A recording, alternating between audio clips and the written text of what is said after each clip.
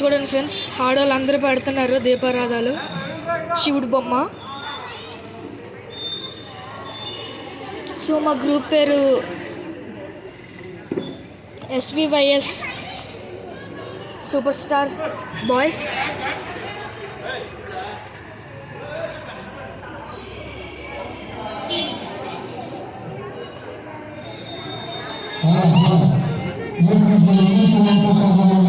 యాక్చువల్గా అయితే పెద్దోళ్ళు చిన్నోళ్ళు అందరూ కలిపి వచ్చాం.